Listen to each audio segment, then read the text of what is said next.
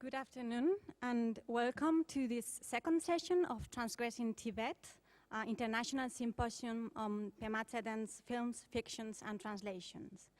This second session is devoted to his films and fictions, and we have three speakers from Hong Kong, Japan, and coming from Hong Kong, Japan and New Zealand.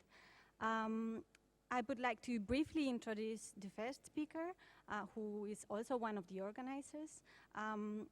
Professor Kwai-cheng Lo is professor in the Department of Humanities and Creative Writing of Hong Kong Baptist University, and he's also the director of the Creative and Professional Writing Program. He is the author, among many other monographs and articles. He's the author of Excess and Masculinity in Asian Cultural Productions, published by State University of New York Press, and Chinese Face Off, the Transnational Popular Culture of Hong Kong, published by University of Illinois Press. The title of his presentation today is Finding Buddha in the Secular World of Multinational China, a reflexive reading of Pema Tseden's films. Please welcome Professor Lo.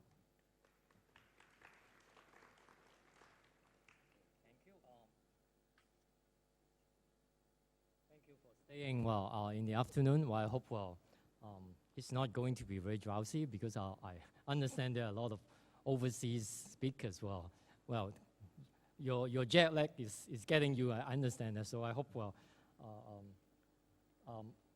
I'm not sure my presentation is kind of exciting enough to wake you up, but I try. Okay. I will just talk about one major point this about the kind of Buddhist element in Pema's movie.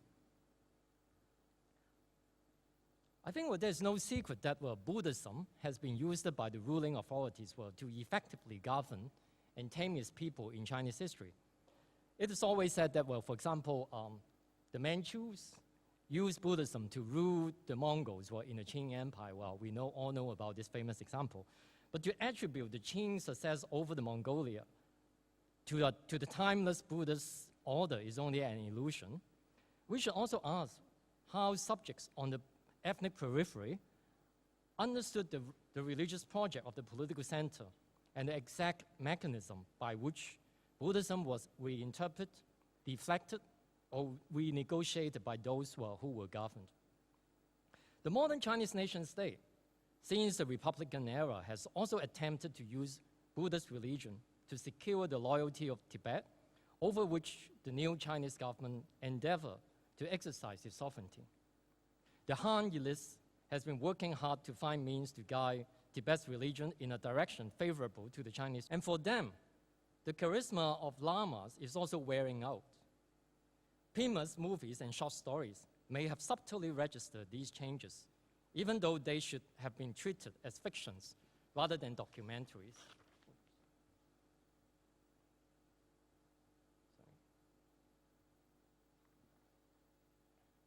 To look for Buddha in his films does not simply mean to find a lost religion that has been appropriated to serve political purposes, but to search for an identity or a way of life that has been alienated and thrown into crisis by many forms of control and infringement to which Tibet has been subjected.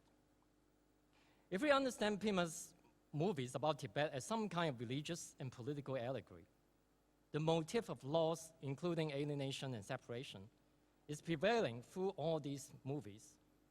Such obsession with the loss, perhaps, could be understood as a way to confront the manifold traumas of modern Tibetan history. Although loss is intrinsic to the human situation in Buddhism, rather than exclusively a condition of Tibet. Pema has said in many occasions that his movies are counteraction to the essentialization or verification of Tibet, easily seen in many cinematic representations. Image makers in the Western world, Chinese society, and even the Tibetan community in exile all have their own political agenda and portray Tibet in a manner that serves their ideological objectives. Indeed, Tibet cinema, that is what I mean, the filmic representation of Tibet has become an ideological battleground since the 20th century. both the Western and Chinese fascinations with Tibet, including the recurring work for Tibetan Buddhism, are some kinds of intense erotic affection with certain presumed presencing or mysterious existence. What Pema's movies will work on, however, seems to puncture that the illusionism premises on an ever-present essence, even if this essence is grasped as transcendent spirituality. Lingering with a self-conscious play with the expectations of self-orientalizing gaze, his camera captures a familiar situation, which even close to cliché, because he does not really deviate from the aesthetics of mainstream Chinese film representations of Tibet, by rendering it fluid and movable, and hence no longer entirely coinciding with itself.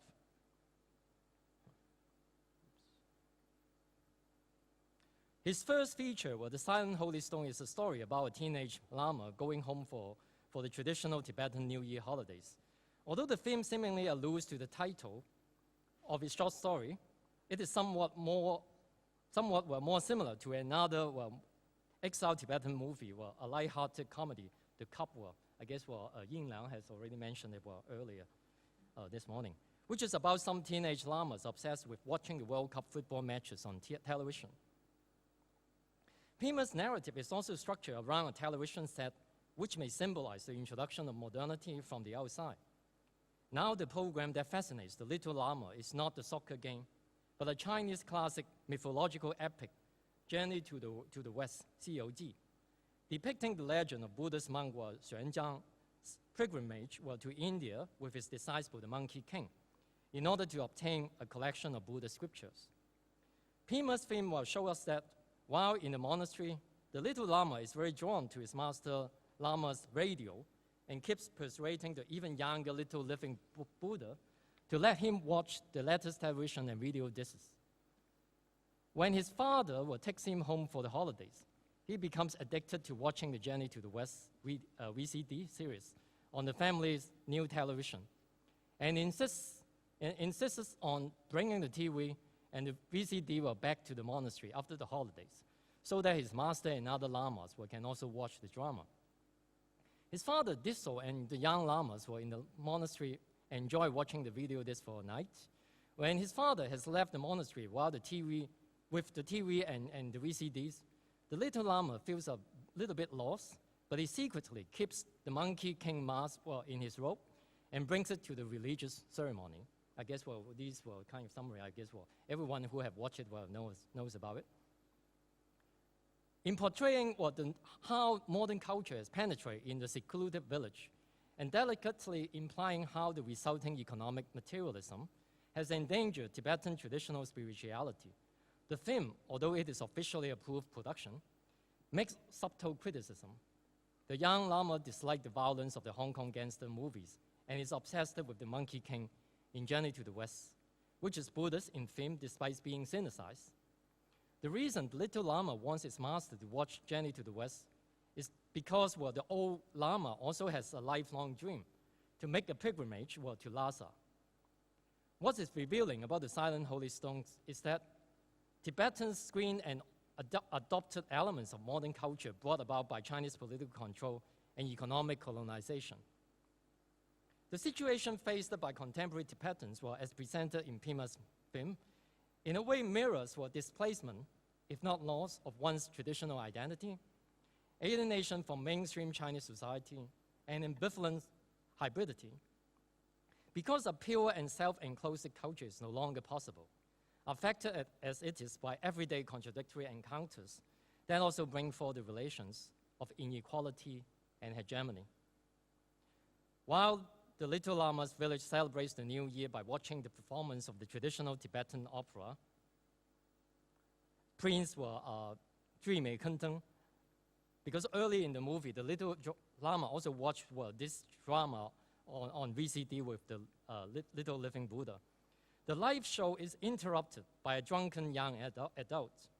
The incident may indicate that new social problems such as alcoholism have already invaded the traditional peaceful world. And alcoholism, which has been prevalent in Tibet since the early 1990s, can be considered the minority's self-destructive response to Chinese repression. Other Tibetan kids also run away from the boring traditional opera performance to watch Hong Kong gangster movies on VCD in a local showroom and enjoy Chinese snacks. The younger brother of the little Lama says he wants to study Chinese language so that he can go to the city. As the films unfold, many Tibetan youths have left the village for the big city to look for business opportunities, and old people, like the stone engraver, stay in the village and die alone. The young people who remain there long for urban culture, ride motorcycles around town, and dance to disco music after the opera. The changes brought to the village, as presented in the film, are open to interpretation. They may be evidence of the prosperity the PRC government boasts that it has brought to Tibet, or simply were proof of cultural corruption that rapidly erodes traditional lifestyle and values. Like the Chinese national cinema in general, Pema's production also make use of traditional theater as an important cultural resource. Many Asian national cinemas appropriate traditional cultural practices like theater, opera, or other kinds of Asian art forms for aspirations to stylistic alternatives against Western capitalist cinema. Apparently, Pema also follows a similar path by embracing theater as a referential aesthetic model, but with an interesting twist. What he revealed is not how the theater inspires, but how it fails to appeal to its people. The utter failure may reenact the historical trauma and violation of the culture and society. Not only the traditional cultural form, but also the whole society has to adapt to the requirements of colonial and neo-colonial capitalist development. In the second feature, The Search, literally was searching for dreamy Kongdong, Pema tells the story of Tibetan film schools' search throughout Tibet for the male lead for a film adaptation of the opera Prince were Dreaming Kongdong. Their search uncovers a number of social problems. Traditional opera has been largely forgotten by its people. Many young Tibetans are no longer good at Tibetan language. Commercial nightclubs have opened in Tibet. Tibetans that suffer from alcoholism and so on. Assuming its audiences are familiar with the opera, the film never specifies the details of the traditional legend on which the opera is based. This may be because Pema does not want to state too clearly that the opera is actually about the return of an exiled prince. Prince Dreaming Kongdong is the Tibetan version of the story Vensatara Jataka. The charitable prince has been banished by his father. During his exile, he is still very generous and gives away all his possessions, including his children and wife. After many years of the exile, the prince begins his return journey.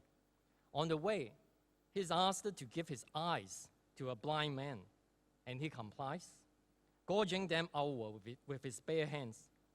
And upon his return, Dreaming Kongdong becomes king, and his kingdom ultimately prospered.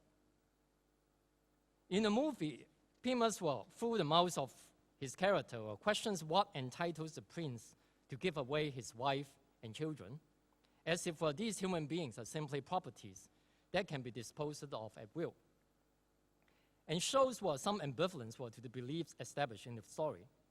The film further challenges this traditional story by showing the impossibility of finding the right person to play Dreaming Kongdong in contemporary Tibet. That Tibet has become what it is, a place where Dreaming Kongdong is nowhere to be found, of course, can be blamed on Chinese oppressive policies and historical wrongdoings. But perhaps Pema attempts to reflect on the difficult conditions endured by his people. Life at home can no longer be fully possessed or controlled. They somehow become strangers in their own home. They are home, but they somehow also have lost it. Unlike the Tibetans in exile, those who stay are deprived even of a longing to return to an ideal homeland. But home or Buddha in the broader sense of the term could never be found because the void is always at the heart of the Buddhist ontology. The act of searching as if a conscious form of reflexivity then is an attempt to break things up, move them apart, and add out the contradictions, rather than unifying them and seamlessly weaving them into the fabric of the harmonious totality. Thus, Pema's films do not necessarily conform to the Buddha's understanding that the worldly existence amounts to nothing but an illusion, but an illusory dream. The dream elements may have a more important role in his fictions than in his films. However, the Tibetan Buddhist notion of emptiness in the empirical world continues to prevail in many of Pema's movies. Such emptiness is understood in terms of the absence of stability or the impossibility of fixated substance. Perhaps the mask of Monkey King in the Silent Holy Stone and the mask of the female singer in The Search are not meant to cover up or reveal the hidden, authentic identity of Tibet. Rather, the mask only indicates that there is no ultimate truth of any representation of Tibet. It is paradoxical to look for Buddha because Buddha is not out there to be found. But dialectically, Buddhahood can always manifest itself in any form of virtue or kindness, which may be severely lacking in contemporary China. Pema's third feature, Old Dog, resonates with his early short films, The Grassland, in the sense that both are a lost and found story of an animal. Although there is no visual image or any reference to the religious theme in the movie, Pema may still have used the Buddhist filter to address his concerns about class and poverty, and to search for a moral vision of contemporary society. The film is set in the context that China's new rich are craving for the mastiff dogs owned by Tibetan nomads as a vulgar show-off of their wealth and status. They do not hesitate to use any method to have the ownership of these Tibetan guardian dogs, either offering $1 million to buy them, or simply stealing them if the Tibetan owners turn down the offers. The dog fever in China has created impacts on the human interaction within the nomad community in the remote Tibet. Such lucrative trade of dogs, as well as theft and kidnapping of them, has coerced many Tibetan families into choosing, which is actually an impossible forced choice, between selling their dog before it is stolen and keeping the dog with the awareness that the dog is most likely to be stolen sooner or later. No longer showing any iconic landscape of Tibet, Old Dog unfolds to the viewers a frontier town, probably still under construction with muddy streets, half-built houses, and deserted roads. The Tibetans have sold the mastiff dog without his father's approval, with a self-deception that it is better to get some money before the dog is stolen.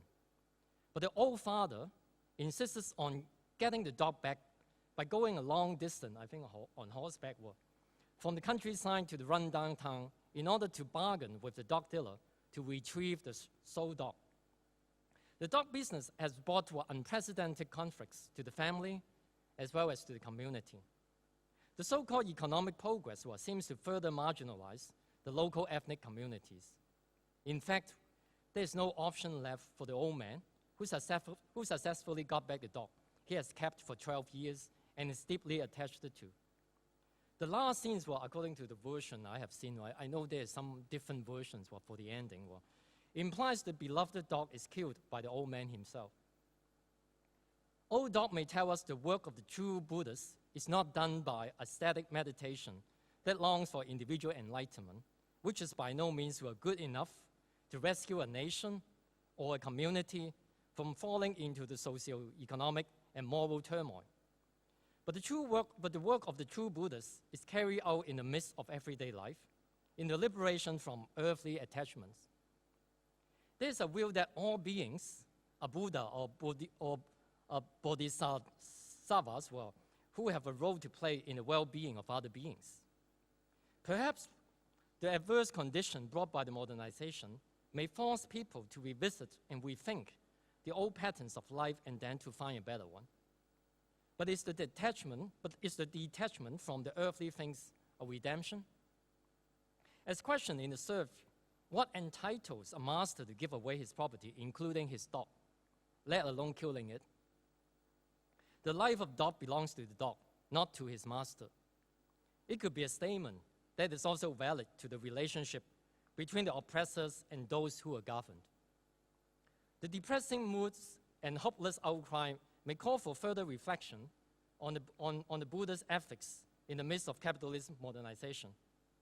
Pema's themes will tell us the dissolution of traditional social structures of Tibet is well underway and is inevitable. But on the other hand, a pure, unpolluted, and thoroughly spiritual Tibet is also an illusion. There's no so-called pure land or paradise in the first place, and then being contaminated or corrupted later. Changes and impermanency are always the norm, as Buddha instructs the believers. Now the question is, when the outside force have brought the structural change, the revolution to Tibet, how that revolution will in time react on the outside world. As an official endorsed of filmmaker who has been constantly awarded with international and domestic prizes, Pema's movies will have to work within the terms that constitute national subjectivity in order to aspire to a wider social influence. His metaphorical use of child or teenager, woman, dog, or animal, without any doubt will serve as objects of masculinized national subjectivity. But it does not mean that they cannot also function as agents of changes. Though being designated as minor, as if what Tibet has been positioned in the Chinese state, these agents may be able to deconstruct the kind of illusory dualism that Buddhism always aims to eliminate. I think my presentation will stop here. I hope we can have more further discussions later on. Thanks for.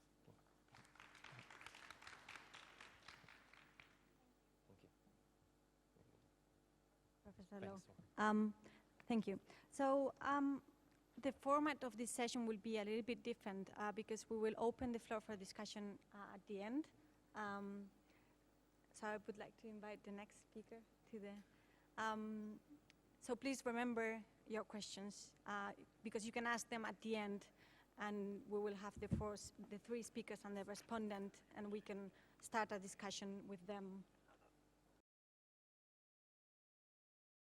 So while the technicians make some changes from one laptop to the other, I would like to introduce our next speaker, Professor Hoshi. Izumi Hoshi is Associate Professor at the Research Institute for Languages and Cultures of Asia and Africa at Tokyo University of Foreign Studies.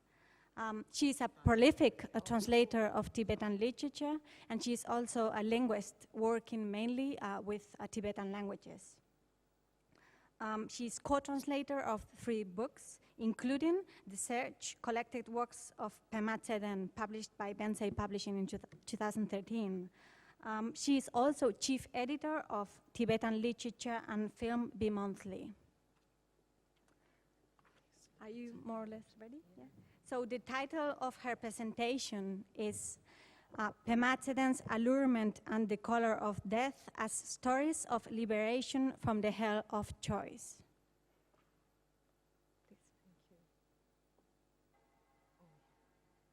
Please wait.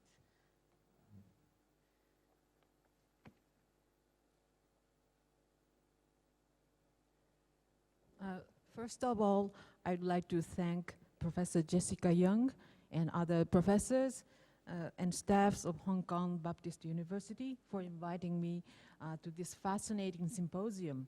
I'm very glad to be here with you all. Oh, okay. Please wait for a moment. Oh, it's not.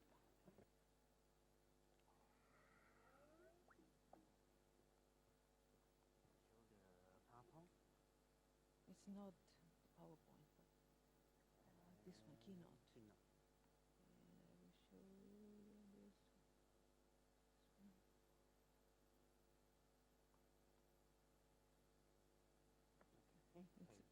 Okay.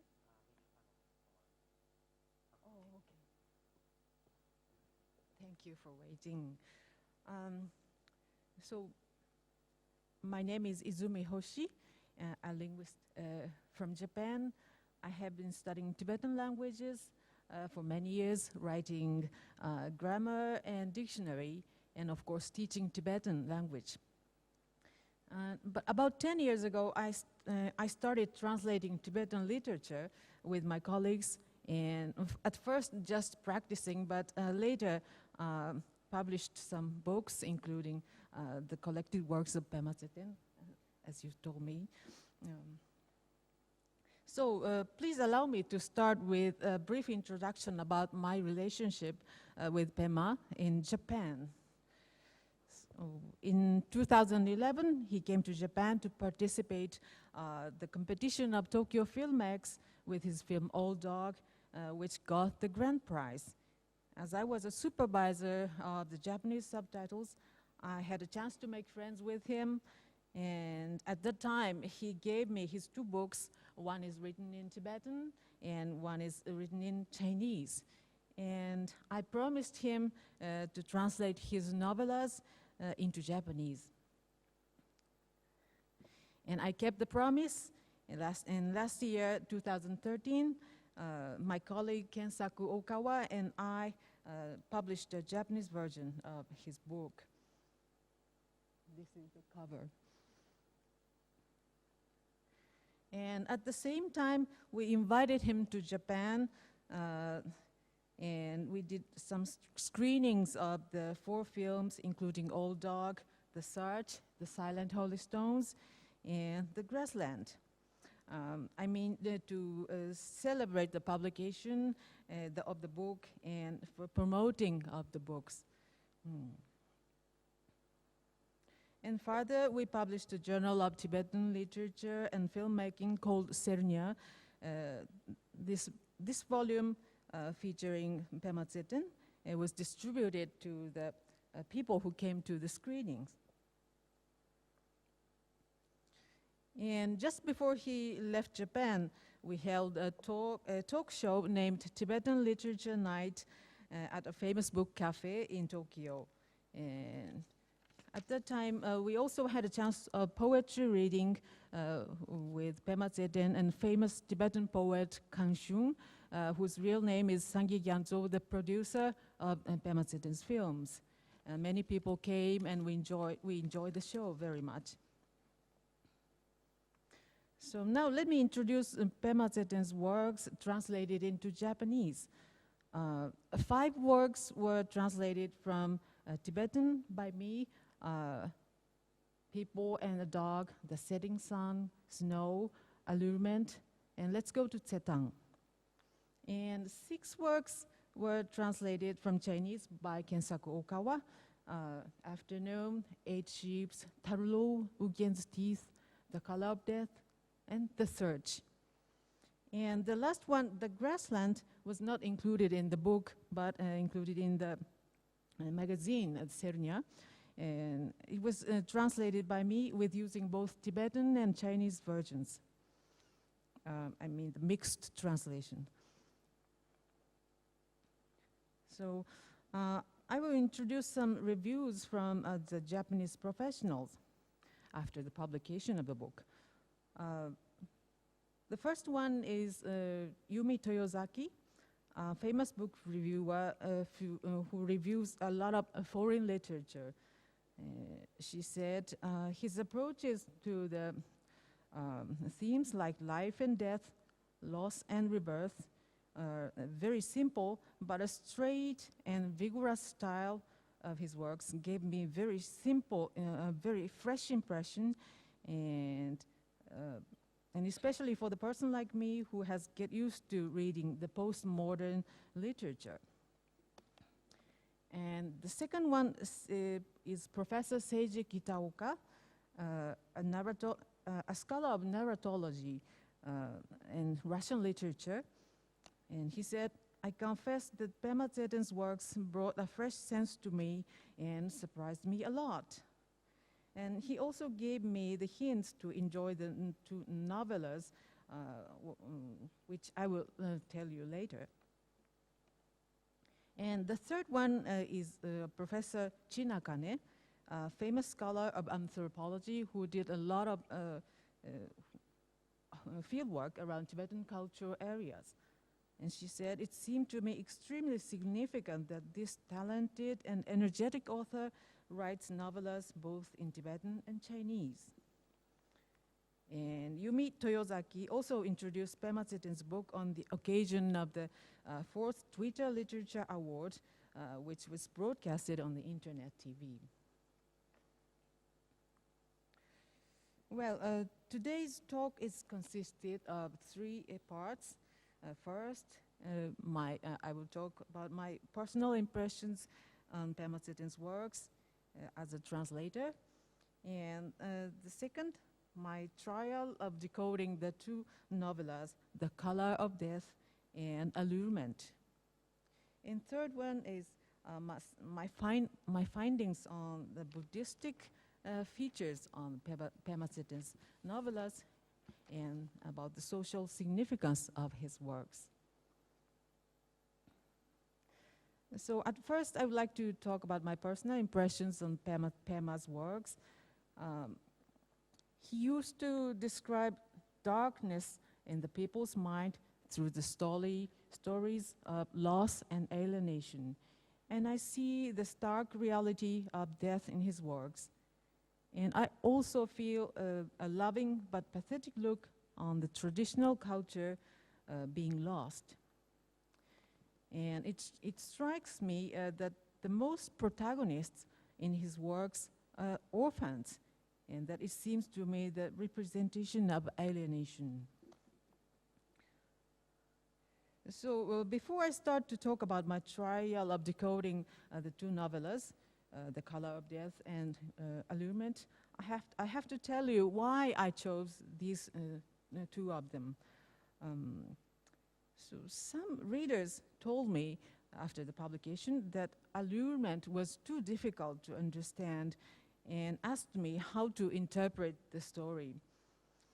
And I first explained them as a story of loss, the story of people who didn't recognize the value of the important people or things at the time they existed. But I felt this explanation is not enough. The one day, Professor Seiji Kitaoka pointed out that the common features with The Color of Death from the perspective of narratology in his letter to me. So after rereading the two novellas, I recognized the two works had similar structure and had common theme, which I call liberation from the hell of choice. So let me talk about the synopsis of the two novellas respectively first, and then I will talk about how you can decode them. So The Color of Death is one of Pema Tseden's newest novellas written in Chinese, first published last year on the Chinese Literature magazine. And it also contained in Pema Tseden's new book. And this is the story of orphan brothers, Nima and Dawa, who seem to live in a rural village of Tibet.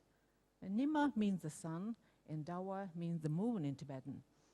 Nima is an elder brother, a handsome guy, and Dawa is a younger brother, an ugly and crazy guy. And Droma is a beautiful fiancé of Nima.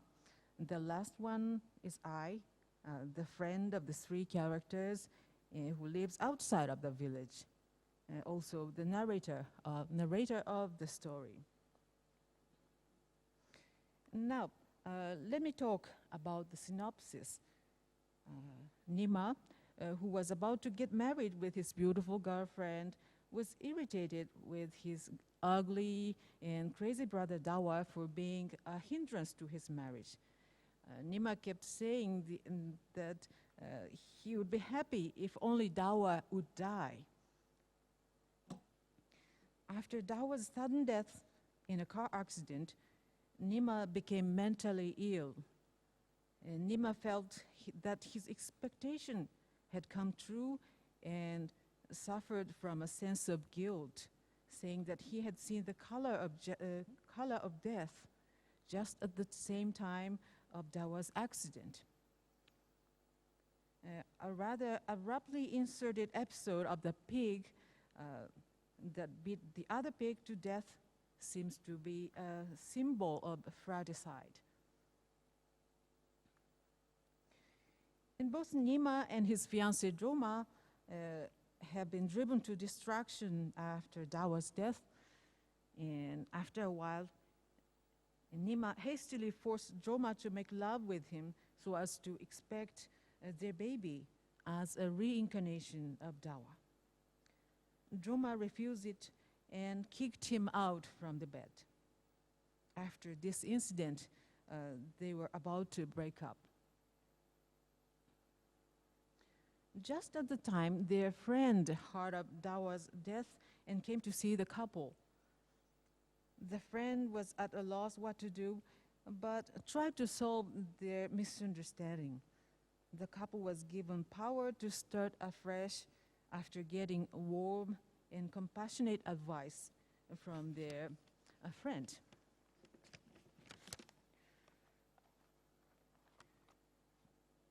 And what the friend told each of them was the importance of cherishing Dawa and the fiancé without denying each other.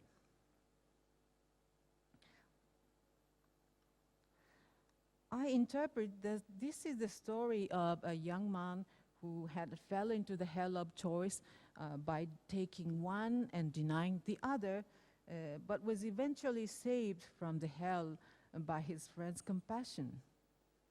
And he will have a chance to reconcile with his fiancée. And the next one is allurement. This is one of Pema Tseden's earlier works written in Tibetan, first published in 1995 on the Tibetan Literature magazine. There are both Tibetan version and Chinese version of this novella, which are contained in these books. These two are the books he gave me when I first met him. So this is the story of an orphan boy, Jamyang, who lives alone in a rural village of Tibet. And his childhood girlfriend, Rigzin, and her elderly father live in his neighborhood. And a mountain god-like old man plays the key role in the story.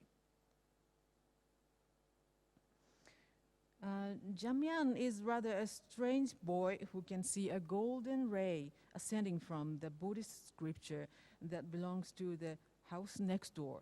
I mean, Rigzin and Rigzin's father. And obsessed with this miraculous event, Jamyang desires to possess it. The people next door, Rigzin and her elderly father, do not allow him to have it, and they accused him severely when he tried to take it away.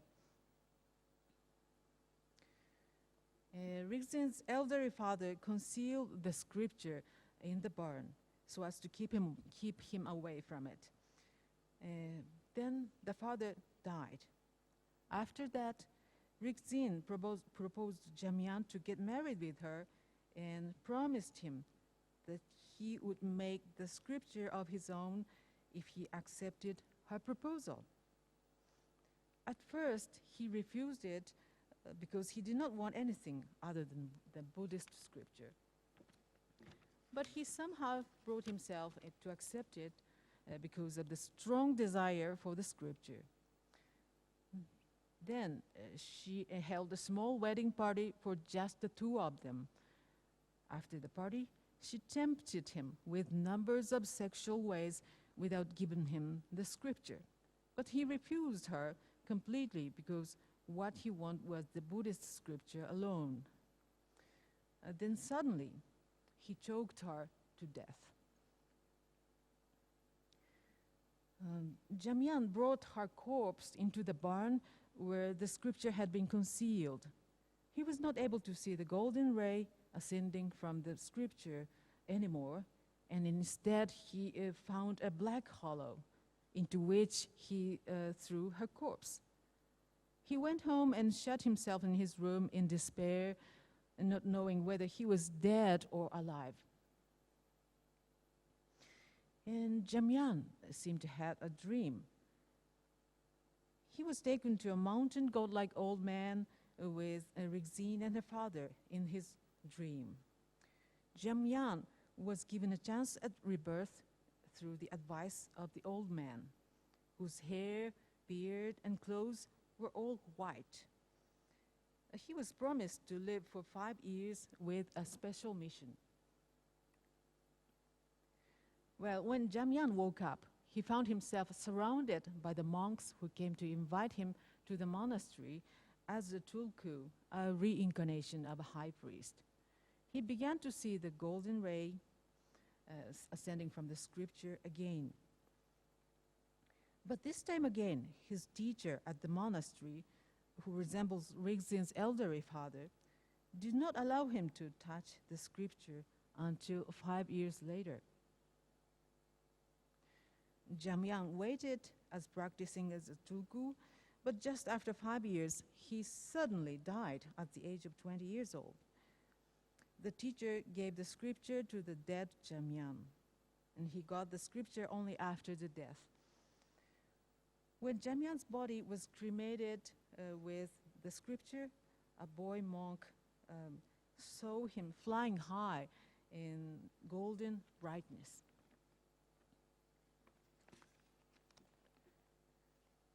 I interpret that this is the story of a young boy who had fell into the hell of choice by taking one and denying the other, but was eventually saved from the hell by the mountain godlike old man and had a chance to live again with the other people's death in his mind.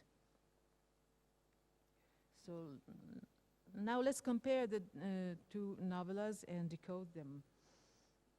So please look at the table to compare the plots of the novellas. The protagonists of the both novellas have obsession.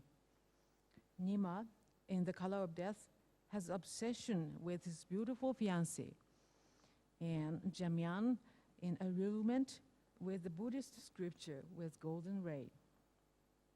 And both of them feel bothered by the obstacles. Nima's obstacle is his crazy and ugly brother, and Jamyan's obstacle is the next door family. And both of them accidentally remove the obstacles.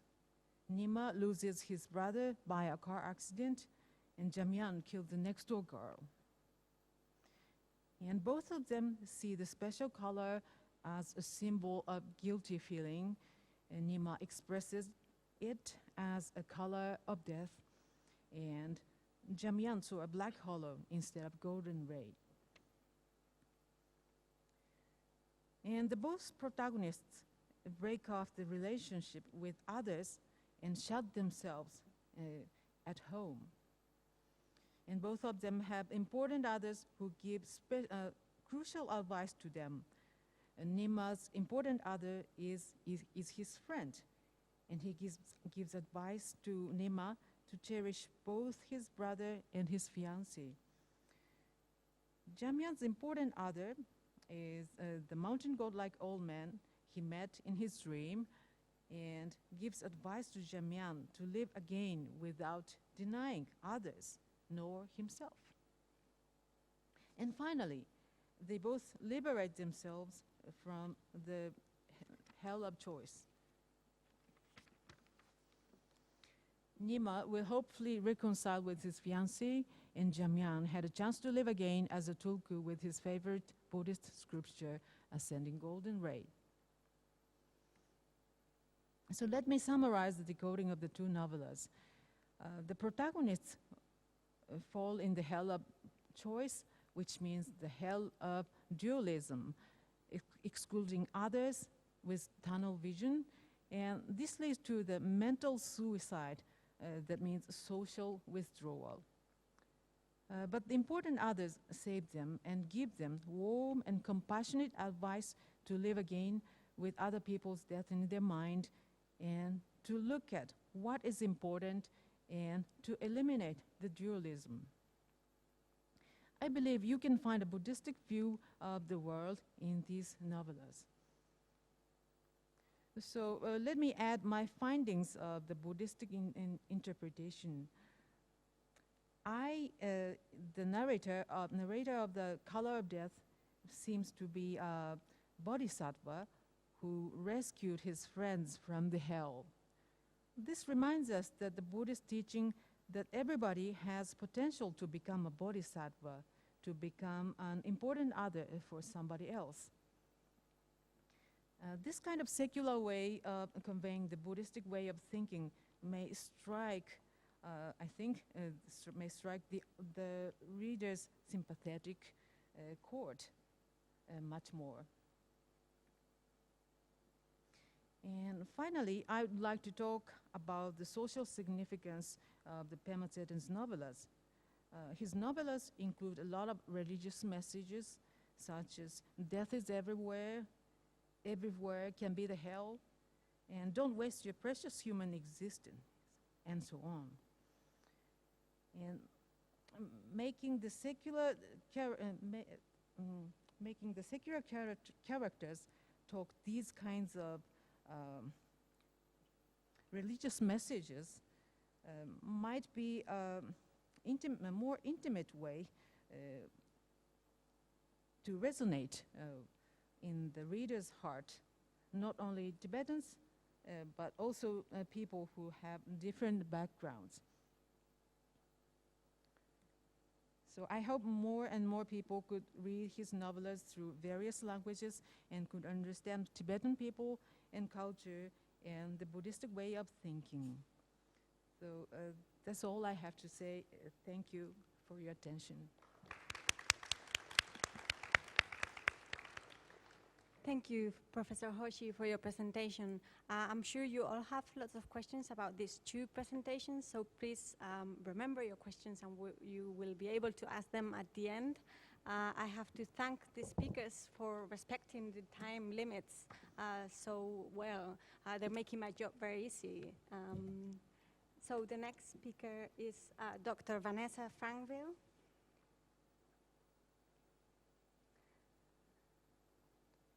So let me introduce you the third speaker. Dr. Frangville is lecturer of Chinese at Victoria University of Wellington in New Zealand, but she's moving to Europe and she will take up a lecturer position at the Free University of Brussels in Belgium very soon. She's currently working on a book about Chinese ethnic minority films, and she has also published articles on cinematic representations of Tibet. The title of her presentation is Pema Tseden's The Search, the Making of a Minor Cinema.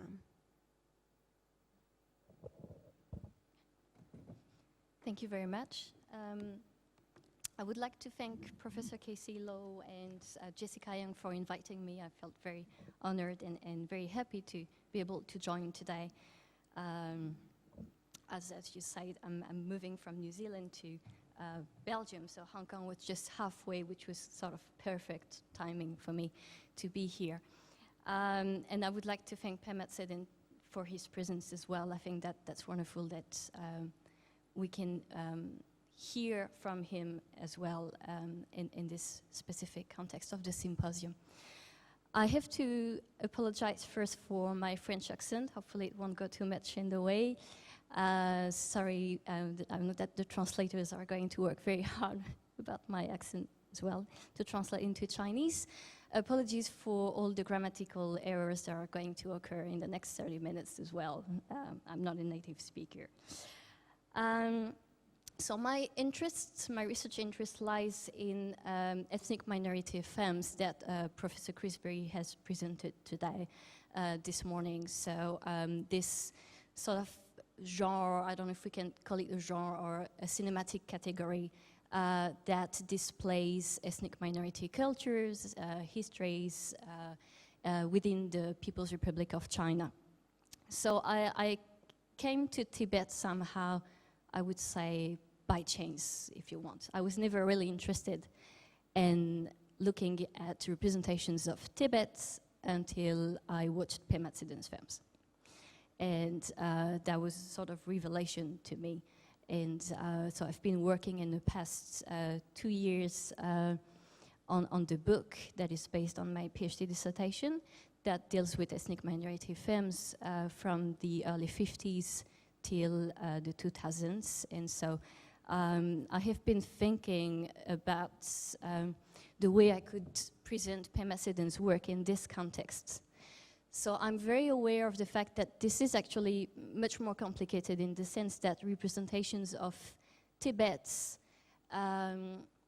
does not only exist in Chinese cinema, but also in European cinema, if there's such a thing as European cinema, or Hollywood, or even within the community in exile. So there are different sources of representations of Tibet in cinema, in the contemporary world. But I'm more interested in comparing Pema Tseden's work or relocating Pema Tseden's work within the Chinese film industry, because this is where this is what I'm working on, and I don't know much about Tibet. I don't speak Tibetan, and I've never been to Tibet either. So my perspective is mainly from a Chinese studies point of view. I'm probably going to say a few things that have been told already this morning by Professor Chris Berry, and then later this afternoon by Professor Kwai-cheng Lo. But what seems very important to me is the fact that Pema Tseden is working within China, within the system, that all his films have been approved by the Chinese authorities, and that he's aiming at Chinese audiences as well as Western or Tibetan audiences, and that most of his films are mostly screened outside of China in the context of Chinese film festivals. So that's the main reason why I'm locating these films in the context of China. Amongst the many questions that I have when I watch Pema Tseden's films, the main question probably is what makes Pema Tseden's films different from other films produced in China about Tibet? There are other minority filmmakers in China. Pema Tseden might be the first Tibetan filmmaker, but he's not the first ethnic minority director in China. There are a few Mongolian directors, some Shipo directors from Xinjiang, even a few Miao and Zhuang film directors in China, and they have made different films. There's Zhang Lu as well, who is from a Korean ethnic background. So, and I've not been fascinated by their films as much as I've been fascinated by Pema Tseden's films. And because we're talking about self-representation, I'm also wondering how Pema Tseden is successful in regaining control over images of Tibet, because I believe that this is one of Pema Tseden's claim, that he wants to show another Tibet, a real Tibet, a more authentic or at least a different Tibet. So I'm wondering how successful he is in doing this, and what images of Tibetan culture and Tibetan identity do this film offer to us.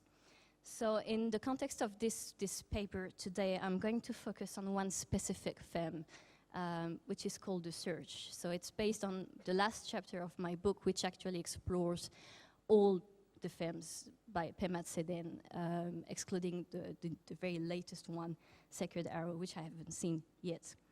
So I'm just going to focus on The Search today. As a reminder, so The Search follows a film crew. So there's a film director, there's a driver, there's a businessman who is also the guide, and there's an assistant, or a cameraman if you want.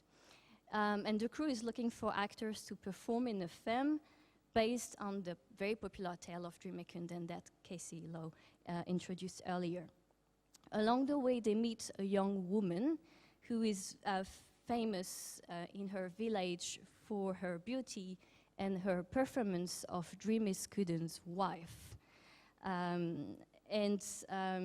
She accepts to play in the film only if they also cast her ex-lover, who happens to be also her stage partner as Dreamikunden. And so they set off all together, the 5 of them, and they just travel across Amdo from village to village to look for potential actors and to eventually reach the city where the ex-lover lives. So what I guess my main argument today is that the search is what I don't call it, Guattari and Deleuze call it, a minor cinema. So I'm going to use the concept of minor cinema to look at the film and to understand how first Pema Tseden appropriates cinema to engage with the dominant filmic representations of Tibet within China, and to understand, secondly, how Pema Tseden creates an autonomous space to express his own perception of the Tibetan experiences in contemporary China. So maybe I'll just introduce briefly the concept of minor cinema for those who are not familiar. So that's a concept that was coined by 2 French philosophers, Deleuze and Guattari, about literature first, so minor literature, and that was later applied to cinema. So the main assumption of Deleuze and Guattari is that a major cinema, that we maybe can also call a mainstream or an established cinema, insists on a general homogeneity of the production and the reception and the representation of images. So the major cinema, if you want, creates a sort of cinematic common sense. This is how you have to read these images of Tibet in the mainstream cinema. Minor cinema, on the other hand, makes way for the heterogenization, or if you want, the othering of this cinematic space. So minor cinema is not necessarily a radical opposition, and it's not something that arises from outside major cinema. It's not something that is out of the system. It's something that emerges within the system. So precisely here, in the case of Pema Tseden, there are not films that are made outside of China that do not receive approvals from the Chinese authorities, like the example of Zhang Lu, for instance, the Korean director, who works in a very different context. So it's from within. And it's actually, in many ways, using the same elements as the mainstream cinema, but in very, very different ways. So briefly about major cinema, so that maybe that would be interesting to compare and to explain what I call major cinema here as well. So major cinema would feature people and culture that are supposed to pre-exist their representations. So it emphasizes mostly the fixity of culture, the fixity of identity, and it often conveys stereotypes. So in major cinema, and I will take this example, a film that was released just a few years ago, that to me represent what I call major or mainstream or established cinema about Tibet in China, which is in Chinese Gang La Meiduo. So to give you a brief overview of the film. So the film is about a Han singer, a young woman who lost her voice for reasons that we are not given, but we understand that she's tired with her life in the city and she has too much pressure at work and so on. She goes to Tibet to sort of recover and find herself again, and she meets this young Tibetan man who happens to be a musician and who sings and dances a lot in the film. Because she finds herself plunged into this other culture, she is able to recover her voice again. And so that's the typical sort of plot that you find in this kind of film. So there's often a Han character, a love story between the Han and the Tibetan character. They end up to be together. Tibet is represented as a very removed, untouched area where Han people, often urban, educated Han, are able to revitalize themselves, re-energize themselves. Tibet is often presented as a very exotic place. Tibetans are as very erotic characters, not just the female characters, but also the male characters, who are often bare-chested, with very strong bodies, etc. And although the Han and the Tibetans are very different, they are also complementary. So that's what the couple shows, more or less. So Tibet and Tibetans are idealized in a sense, but they are still represented as, well, Tibetans are still represented as sort of noble savages, if you want. But the idea is that they are still backward, violent, often drunk, in the film here, and sort of dirty. Whether this is positive or negative, this is always a very Orientalist image of Tibet that is presented in this kind of films. So major cinema, as represented by, for instance, this film, but by many, many others that are released every year in China, is based on the idea that Tibet is characterized by such and such features, and that these features are very stable, they are fixed, and they're never changing. And so it's very difficult to change images of Tibet in this context. And at the same time, it's based on, this major cinema is based on, but it fools as well imaginaries of a spiritual, mystical, radically different Tibet. So minor cinema is nothing like this. The definition of minor cinema given by Deleuze and Guattari differs from major cinema, mainly because it's based on the idea that people don't exist or don't pre-exist their representation. So minor cinema is not so much about representing, it's more about experimenting. It's not about people who are there, it's about people who are not there, but need to be created, if you want. So it's more about imagining a culture, imagining a people of the future, than interpreting a culture that is supposedly already there. I will give you more details in the film. More importantly, I think the most distinctive feature of minor cinema is that there is always a sense of movement, of change, of instability. And this is a cinema that is often able to subvert expectations. So you see one element that you know very well, such as religion, such as the idea of the loss of culture, etc. But the way the story is told is completely different from what you usually see in major cinema. So let me do a short presentation of the reasons why I call The Search here a minor film.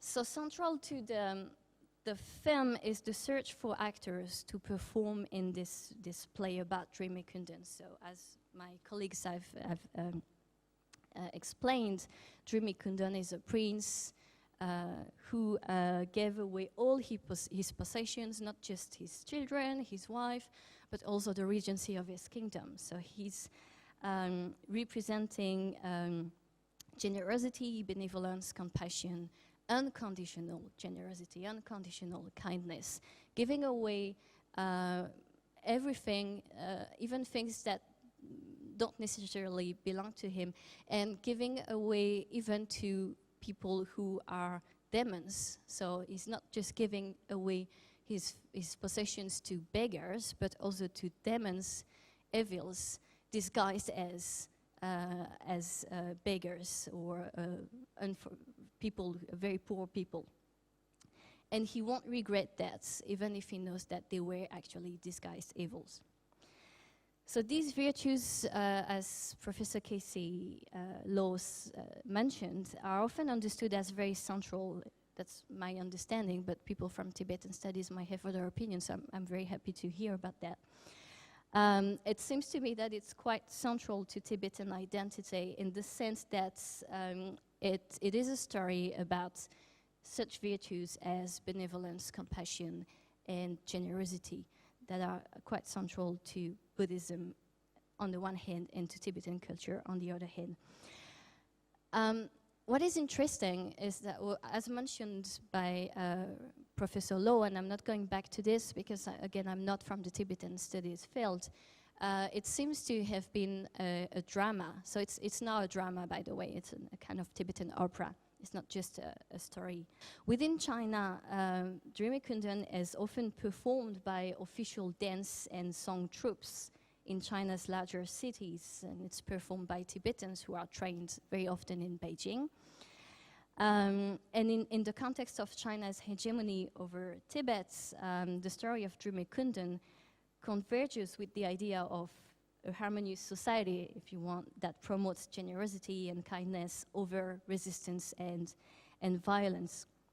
But in Amdo, in the region of Amdo itself, it's also performed by local amateur and semi-professional troops in the region. And it's also the idea that compassion is paramount to Tibetan identity, that is also taken by some Tibetan intellectuals, in my understanding, as a way to give a very positive image of Tibet in opposition to the less positive images that you can find in popular imageries about Tibet, backward Tibet, etc. So it's also, in my sense, a strategy of self-agency that is adopted by many Tibetans within Tibet in China. So that's interesting, because what happens in the film is that the crew is unable to find actors to act Drimi Kundun. So they can't find actors because, for two reasons. So some of them are unable to act Drimi Kundun because they don't know how to sing, because they don't know the words, etc. But what I found more interesting is that some of them can but don't want to. Okay. So those who can, so those who can't are willing to but can't, and those who can don't want to. They're not willing to. So I'll just show you this short clip for this. I was assuming that not all of you would have seen the film, so I'm just briefly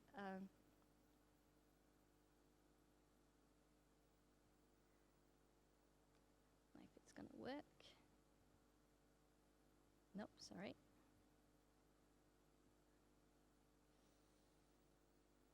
Oh, okay.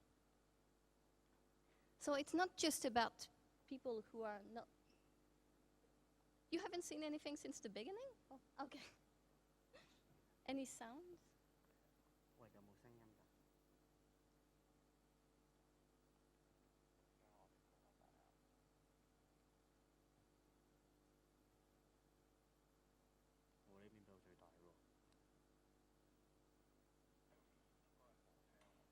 The movie say no sound? It has sound. It's supposed to have sound. We can... Well, I can just... So that's a scene that takes place in a nightclub where the crew is meeting a young man who used to act Drimi Kundun in a local troupe. And they ask him to act Drimi Kundun again in the film that they are preparing.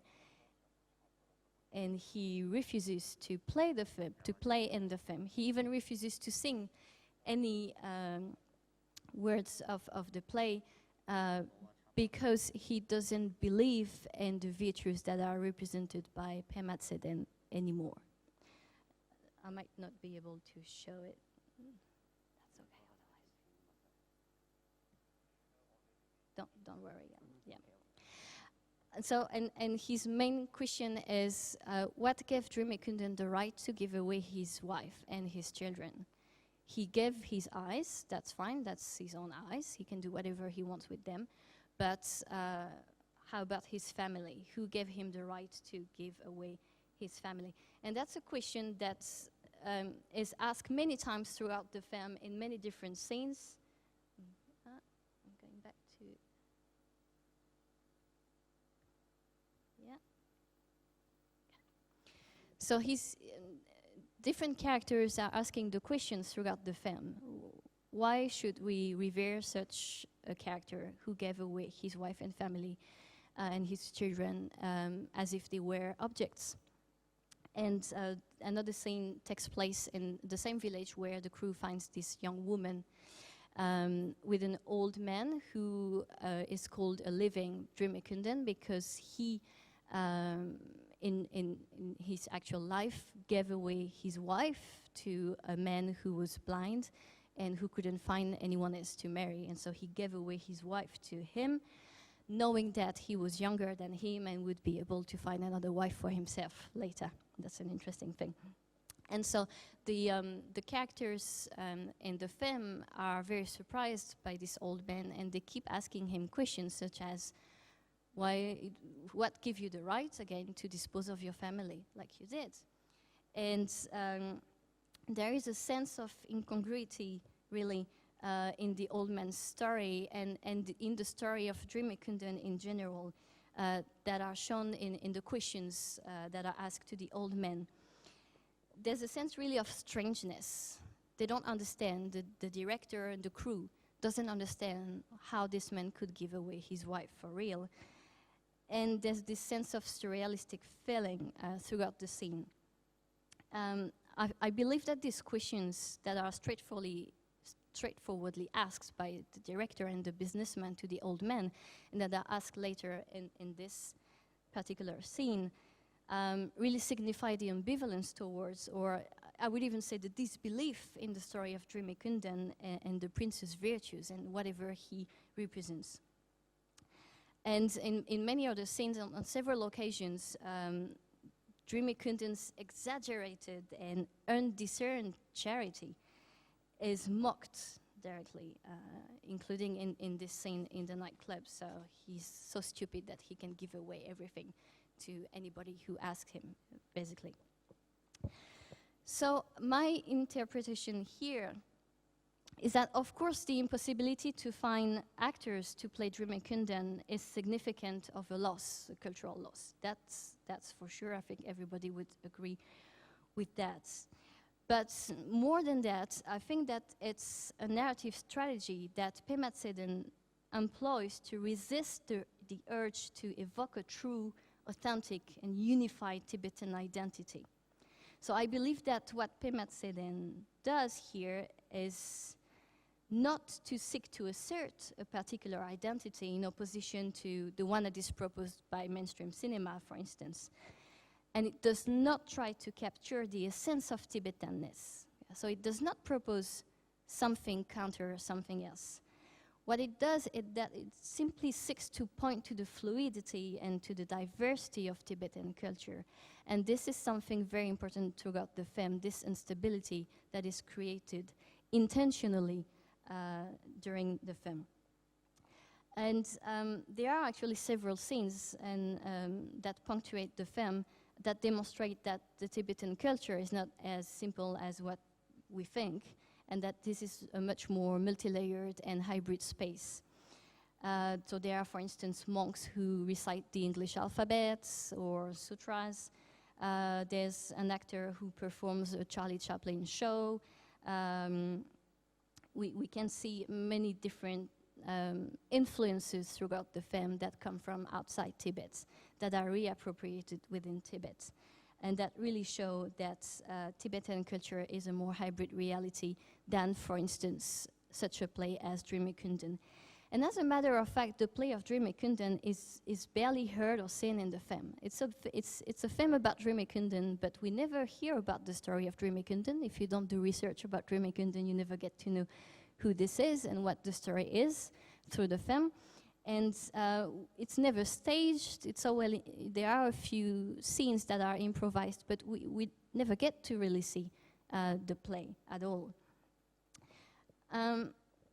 On the other hand, the film engages in the process of deconstruction, so of what Tibetan identity is or could be, through the story of the young woman and I believe the businessman. So both of them on the way are, so the businessman is talking about his unrequited love story and how he was betrayed by a woman that he loved and that married another man. And so he's recalling this story throughout the journey to entertain his travel mates.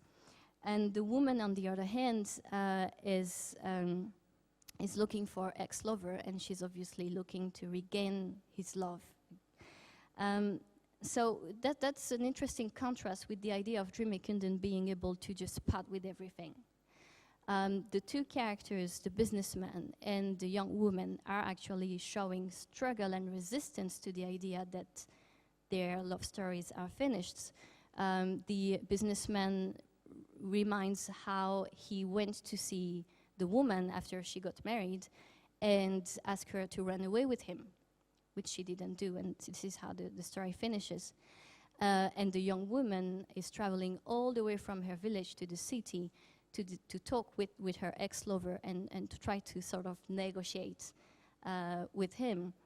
So they are not as compassionate, as generous, and they are not as passive as what Dream Kundun is in the story, in the Buddhist story.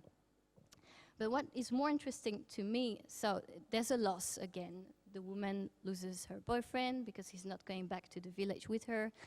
And the businessman is not able to get his first love back either. So there's a loss, that's true. But again, I think that the film goes beyond the idea of mourning the loss. What is more important is that both of the characters are able to free themselves from this past. So the businessman goes to the village where his first love lives, and he's not interested in going to see her. So he just sees the house from outside. He doesn't go to see her. I think he's done with this story. And the young woman talks with the ex-lover. We don't know what they talk about, but we see them from far away. And we learn that she returns the scarf she was hiding in to the young man, because that was a present he gave to her. And she returns it, and she goes back to her village. And so she's sort of freeing herself from the past she was wrapped into in the scarf. So I think that what the film is all about is that thinking about the past, focusing on the past, is not so much an act of remembering. It's not necessarily a sign of nostalgia. The idea is that we have to reconstruct. So going back to the past to better come back to the present and better imagine the future in a more coherent mode, more causal mode, sorry. So it's an attempt, if you want, to make sense of Tibetan culture, but not just looking at what people were or are supposed to be, but looking at what people could be if they were freeing themselves from the past or even the present. So, yeah, I like this picture very much because you see the parallel between the two stories of the young woman in her scarf and the businessman, and they sort of respond to each other. So, going beyond mourning a loss and actively creating a people who is not there yet is, I think, an interesting way to look at the search. And the search is, in fact, also a reflection on the role of cinema in creating these people yet to be. So in the search, Pema Tseden uses various strategies such as mise en abîme, metafictions that really complicate the story of the film. And this is part of the process of deconstruction, of course. So the film is very multi-layered. First, it's a film about a drama. So you can see the many different perspectives. And there are many different stories. It's not just following one character. The director is not the hero. The woman is not the heroine. There's no main character in the film. We just follow all of them. But what is more interesting to me is the fact that the search has been deeply influenced by Pema Tseden's encounters when he was shooting his first film, The Silent Holy Stone, which also features some part of the Dream Kundun opera. So Pema Tseden explained in some interviews that he was guided by a Tibetan businessman during his trip and during the shooting of The Silent Holy Stones. And this businessman told him about his first love. And Pema Tseden wrote the script of the search based on this real experience. And as far as I could understand, the businessman that plays in the search actually plays himself. He's the businessman who guided Pema Tseden in the Silence Holy Stone. Very similarly, so the old man who used to give away his wife to someone else is a real character. So when Pema Tseden was shooting the search, he was told by friends that there was a living Drimikundan in a village. He went to see him.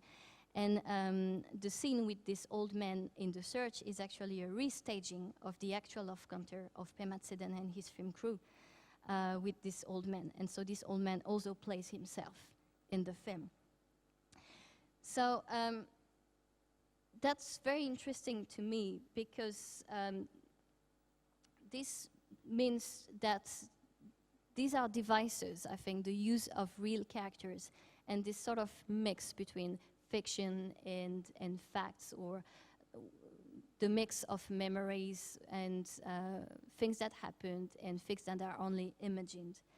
That to me contributes to a fabulation or storytelling that includes characters that do exist and characters that do not exist. Sorry, I'm trying to make this short because I only have 5 minutes. So the use of real characters and fictional characters and real characters that become fictional characters actually implies that there's an ambiguity. Are they speaking for themselves, and are they speaking for the Tibet they could represent, or are they just individuals? Are they fictional? Are they really real characters, etc.? And so these real characters intercede to destabilize the idea of a single authored work, and I think that's very important in the search. It's more a collective work or a collective enunciation than a single authored work, in the sense that in the film you can see the process that individual memories are recollected and they are shared by the businessman with his travel mates. And similarly, the living Drimikundan, this old man and the young woman, they are also narrators of the film. All of the characters are narrators of the film, and all of their stories actually make the film. And there's this very interesting scene at the very end of the film when the director tells the ex-lover, you can see him with the scarf in one hand, and he tells him that he's going to make a film about his love story with this young woman. And the businessman laughs and he says, or don't believe him. He tells everyone he's going to make a film about them, but so many films to make, that's just impossible. And that's really a reference to the actual encounter between Pema Tseden and his guide and the making of this story. So stories are all to be made, and they can be based on real characters. And these are the use of very small récits, very small stories, make the whole story. Rather than using grand story, Pema Tseden is using small stories to tell the story of his people. And I'm going to finish with this. So I've tried to show briefly, and I'm sorry, this is a very long chapter actually. It's very hard to make it short enough so that it makes sense. But what I guess my main argument is that Pema Tseden's films are not necessarily a counter cinema outside the system, but it's definitely a contesting force within other existing cinemas, and that includes Chinese cinema, Hollywood cinema, and maybe cinema produced within the exiled community. And so there are many different strategies that Pema Tseden employs, such as appropriation, revision, rewriting, to challenge the conventions and the premises of conventional cinematic images of Tibet. And I would like to finish with this quote that I think is very interesting by Homi Bhabha about the liberatory people who initiate the productive instability of revolutionary cultural change are themselves the bearers of a hybrid identity. And I believe this is what the whole symposium is about, the idea that Pema Tseden like other writers, are caught in this continuous time of translation and negotiation, and that's what makes this work, their work so interesting. So thank you very much for your attention. Thank you very much, Dr. Frangville, for your presentation. There seems to be already a kind of dialogue between different presentations emerging from your presentation. I would like to invite the respondents now to make some comments on the three presentations. Dr. Yau Wai-ping is Dr. Yau Wai-ping is Assistant Professor of the Translation Program of Hong Kong Baptist University. Right, thanks very much. First of all, let me just say a very, very big thank you to the three speakers for giving us so much food for thought. What I want to do now is to really pick up some of the points covered in the three presentations and share with you some of my observations about this fascinating topic of transgressing Tibet, and in the hope that this will open up some interesting and important questions. First of all, let me just turn to the first presentation by Professor Kwai-cheng Lo. I think it is very, very instructive to allegorize, like Professor Lo, the work of Pema Tseden in terms of the social and political reality of contemporary mainland China. Buddhism, as well as the traditional Tibetan way of life in which it is embedded, is definitely under siege. Under siege not just from the attempt on the part of the Chinese government to turn Buddhism into an ideological state apparatus, but also from the commodification of culture which comes with the spread of capital, apparently unstoppable under the patronage of the Communist Party. Definitely, Buddhism is under siege, and I think Professor Lo is correct to say that there's a very, very, very strong sense of pessimism, perhaps most powerfully captured by the ending of Lao Go.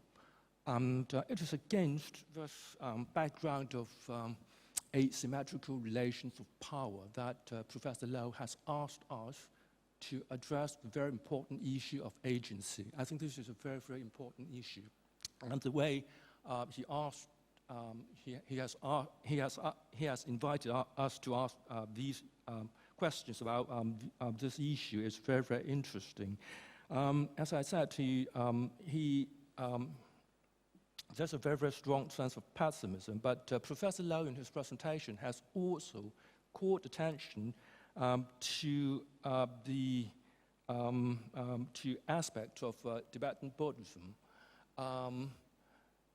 with the view to exploring Buddhism as a possible source of inspiration for the Tibetan people in their struggle to alter the asymmetrical relations of power. For example, Professor Lo has mentioned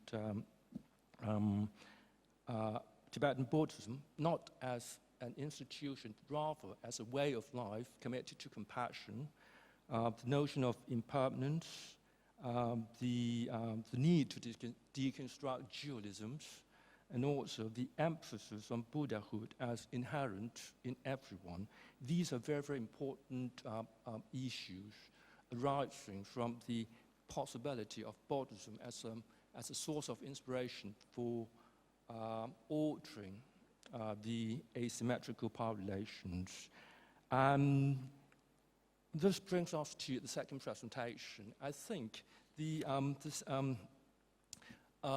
second presentation is inspiring, not just because it gives us a very, very interesting perspective on the two stories described as stories of liberation, but also Professor Hoshi has given us a very, very, very I think a very, very useful methodology, a comparativist approach to analyzing the work of Pema Tseden. Let me just mention some of the aspects covered by the second presentation. For example, in her presentation, Professor Hoshi mentioned the almost point by point, the presentation actually could be understood as an attempt to answer the questions raised by Professor Lo in the first presentation. For example, if you look at the two stories, if you read them side by side, you see them, they share a very, very similar narrative structure. And for example, by shifting the point of view, by shifting the perspective, the narrator tries to alter our perception about life and death, about rebirth, and so on and so forth. And this is a way of gaining fuller understanding about what it means to live, to live the insights of the Buddha. For example, I think Professor Hoshi mentioned a life committed to compassion, also the importance of deconstructing dualisms and so on and so forth. And also methodologically, I think Professor Hoshi's presentation shows us how useful it can be to read apparently dissimilar narratives side by side, so we can see the continuities as well as the discontinuities. And I think this is a very, very useful way of looking at the work of Pema Tseden. And then turn to third presentation. I think the Professor Frangville has given us another perspective. She's mentioned the importance of contextualizing the work of Pema Tseden, placing the emphasis on both the constraints and the possibilities of working within the system, within the mainstream film industry, but at the same time reminding us that it is possible to minoritize the work, cinematic works.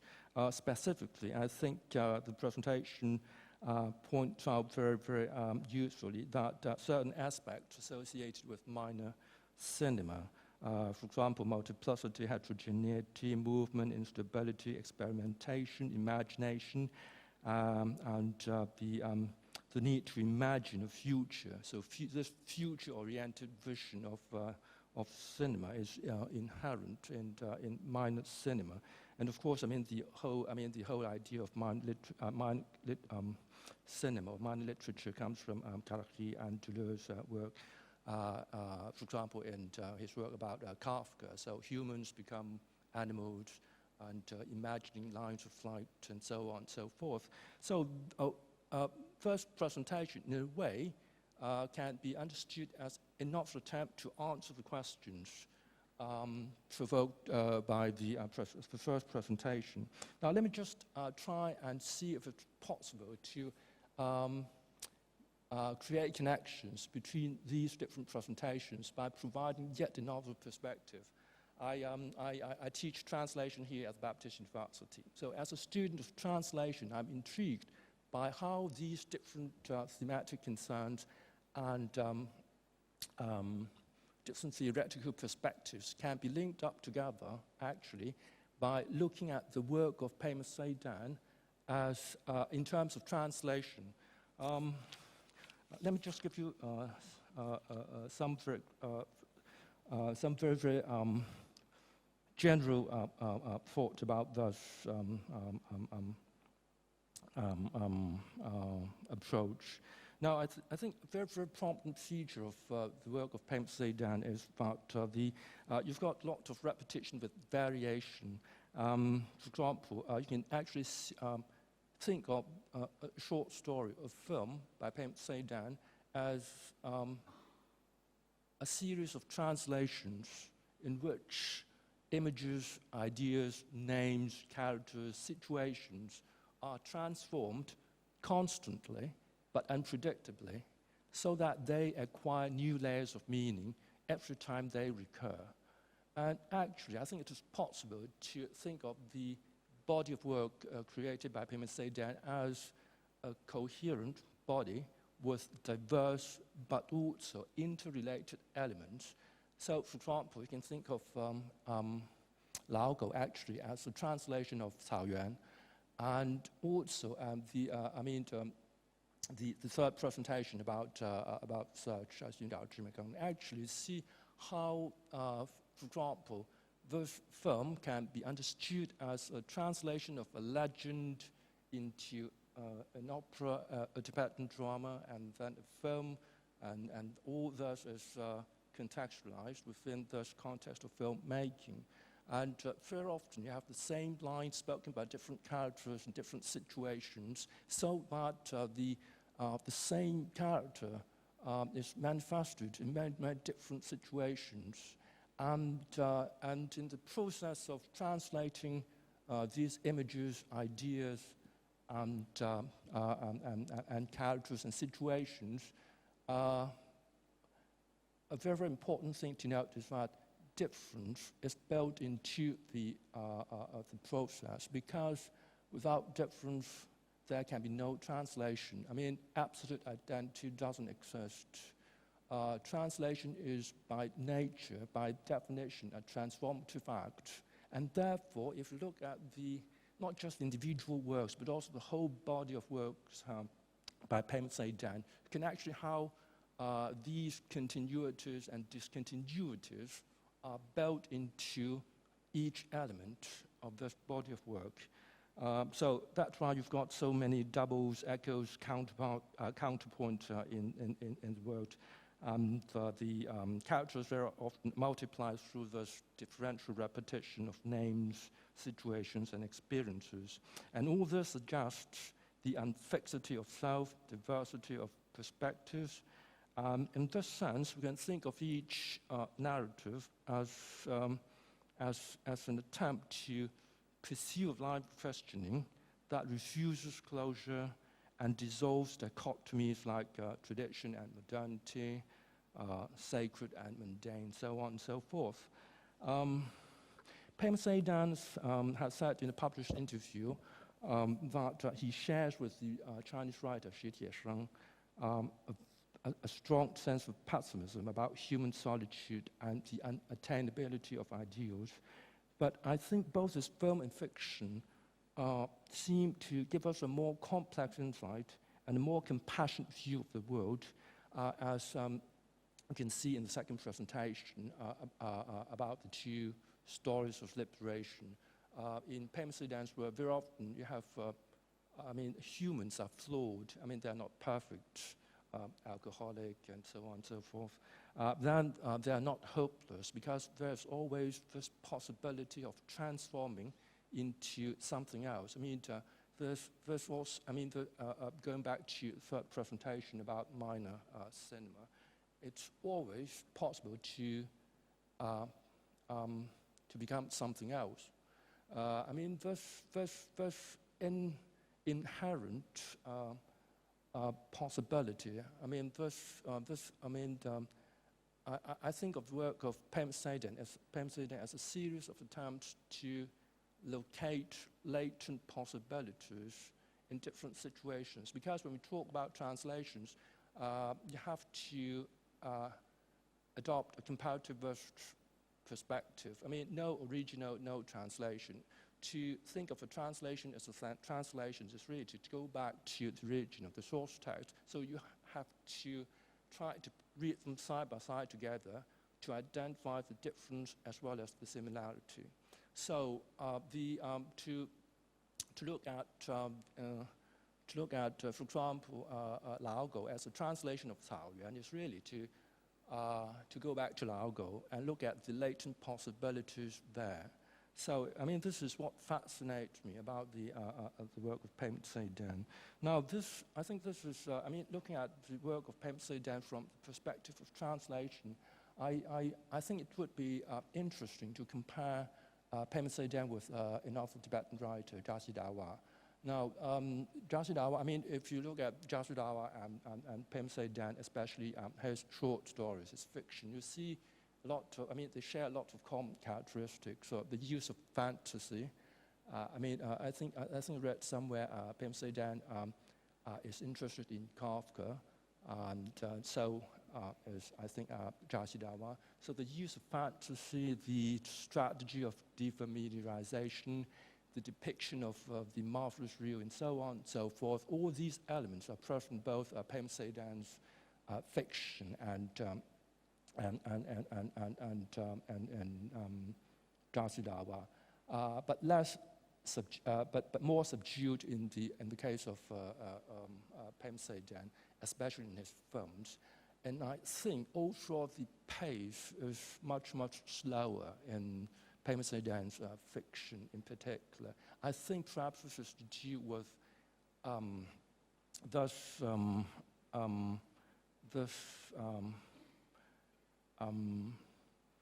vision inspired by Tibetan Buddhism.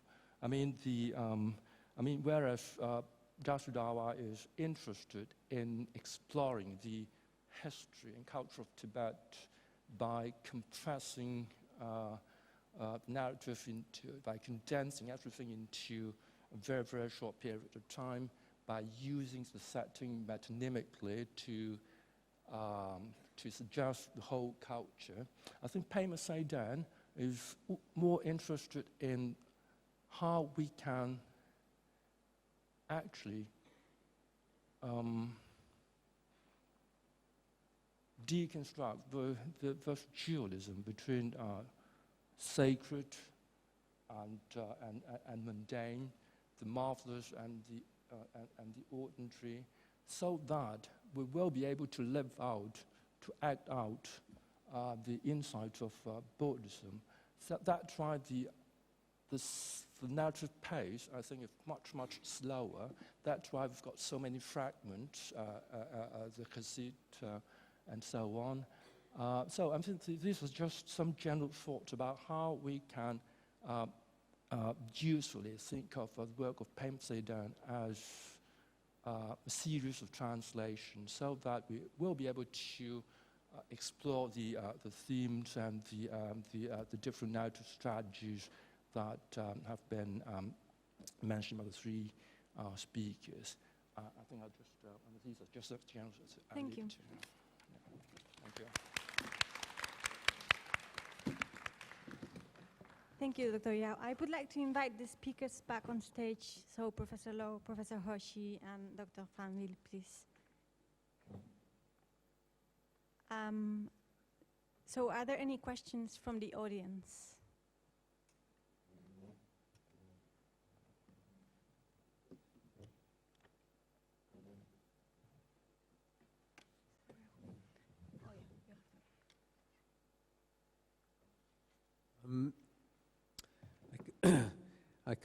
This is really out of my ignorance about the whole kind of, about how to think about the Buddhist context of these films, and the short stories too. So I was suddenly started thinking when Casey said about Old Dog, that I think you said that you didn't see so much of the landscape in the film.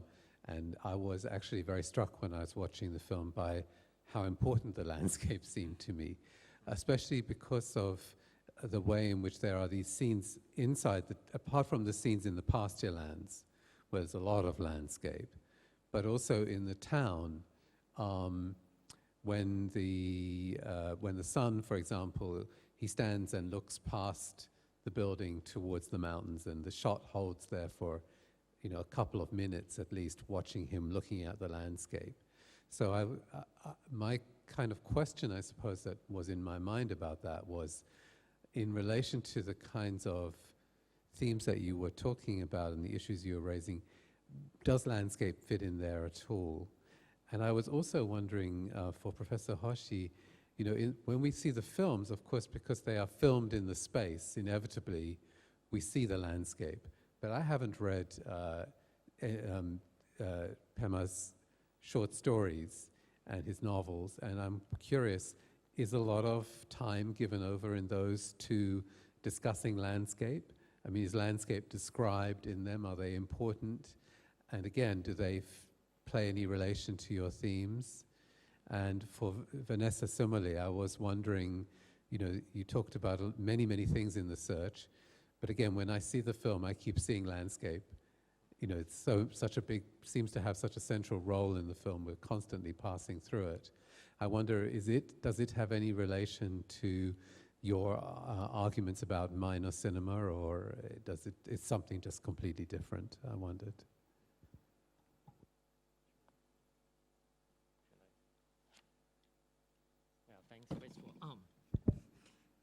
Yeah, thanks for the questions. Well, I guess old dog, in terms of the description of landscape, I mean, in my paper, it's kind of different from the two previous movies.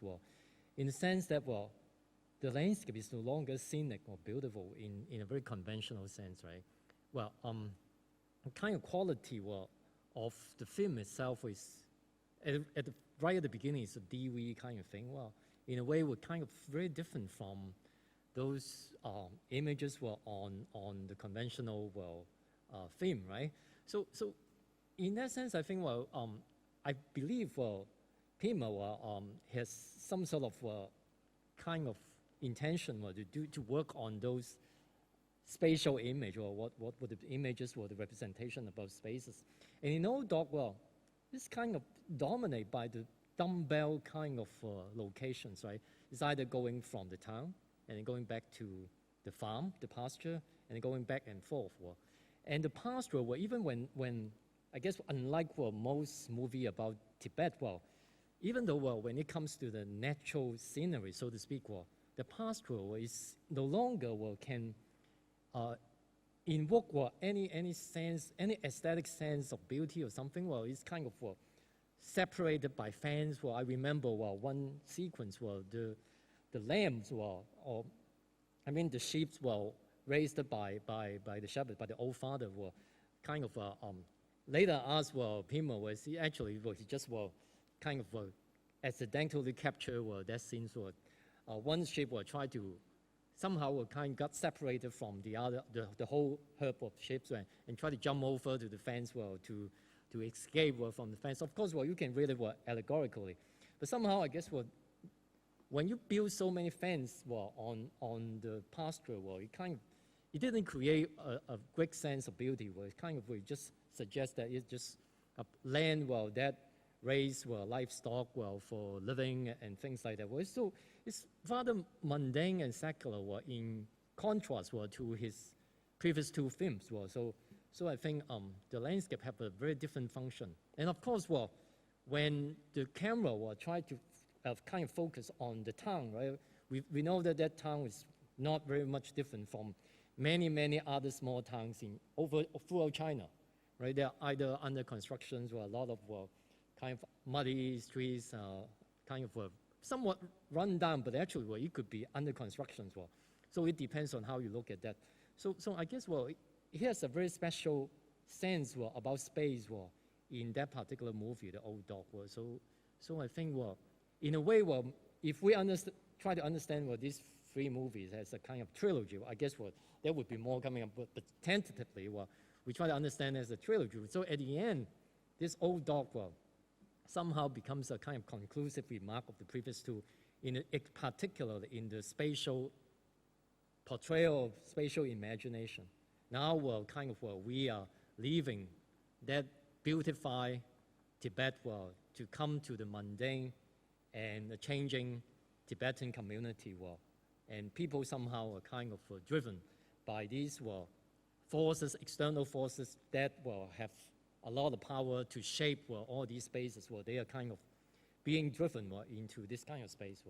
So that is my kind of understanding about the spatial kind of or what you call landscape of Old Dog.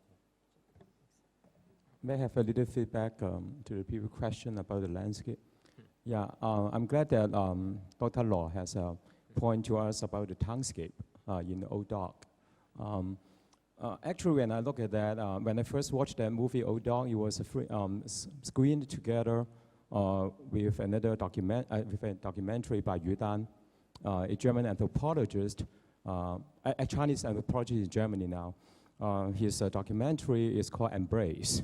It was stunning and interesting to contrast the two films, because Embrace, as an environmental documentary, actually give us the typical landscape of Tibet, the snow mountains, and those gorges and Himalayas. As in contrast, just you have pointed out, the pastoral landscape with those metal fans is so different from our typical understanding of cinematic representation of Tibet. And I'm glad that you point out the cityscape or the townscape on the street. And if we pay attention to the soundtrack in Old Dog, basically it sounds like a documentary because you basically find no music, except in some scenes of the town where you can hear the popular Tibetan songs, if I'm right, in contrast to the pastoral scenes, and there's no music at all. And so if we also give our ears to these landscapes, and then go further from that to the domestic scene inside the family, if you also consider the landscape as, the domestic landscape in the living room where the TV is, and where we see the frame of the commercials for at least 1.5 minutes about showing of hard selling, the goals, the cutting of the price, those commercial, and that is part. The tension between these domestic scenes with the TV commercials, with just right outside of the door, you can see the pastoral landscape. And thinking in terms of your presentation about the secular and holy, that will be very interesting. But my true question today is for you again. From a Buddhist point of view, how do you see the ending of killing of the old dog in this movie? Yeah, because you did not touch the ending in your presentation, right? Yeah. However, you're talking about Buddha. Yeah, about Buddhism in your paper. I think there's also a question for Professor Hoshi. Oh, sorry. Answer for the landscape questions first. I'm sorry. Professor Chris Berry's question is very new to me, so I have to think in this short time. But I always think that the description of the landscape in his short stories always reminds me of his films. So I think the landscape description has deep meanings, but I never thought of in that way. But your question reminds me his use of sunlight in the story called 8 Ships and the setting sun. And I was impressed with the use of the change of the sunlight means represent the protagonist's mind, the change of the mind, meeting when the protagonists meet the other, and they, for example, in 8 Ships, the protagonist is a boy who can't speak English nor Chinese, and he met an American guy, and he doesn't speak Tibetan, but he speaks Chinese and English only. But at first they couldn't communicate each other, but when they are talking with their own languages, they somehow communicate each other, and they understand each other. But we don't know how they understand each other. But the change of sunlight is changing with the scene goes on. And well, I couldn't express very well, sorry. But please read the 8 Ships. That's very interesting. Okay. Well, thanks for your questions. Well, I guess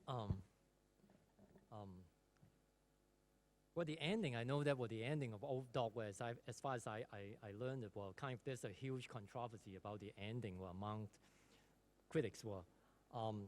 And I know that there are different versions for the, at least for the version I think, yes, where the dog has been killed, kind of just implying that the dog has been killed by the old man in the version that I've seen in the Hong Kong Film Festival. But I know there are some different versions with different ending, where the dog has not been killed.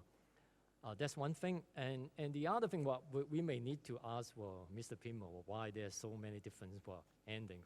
But even in terms of its relation, if the dog has been killed, and how do we understand it through the perspective of Buddhism? In my shallow understanding of Buddhism, I don't think killing is necessarily something forbidden in the Buddhist religion, right? Well, already we're in our idiomatic kind of Cantonese, where we already said, well, yu fat sa fat.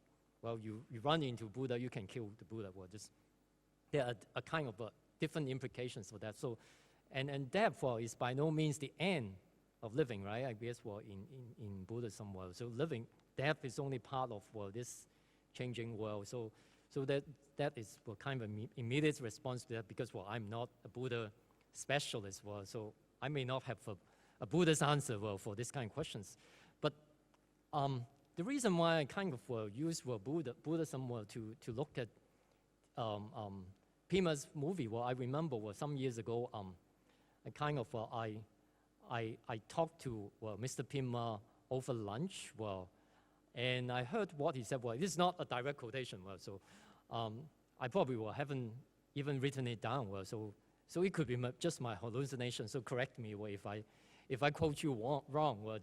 He said, Buddhism is so nice as a religion to individual, but when it is practiced by the whole nation, it's so depressing.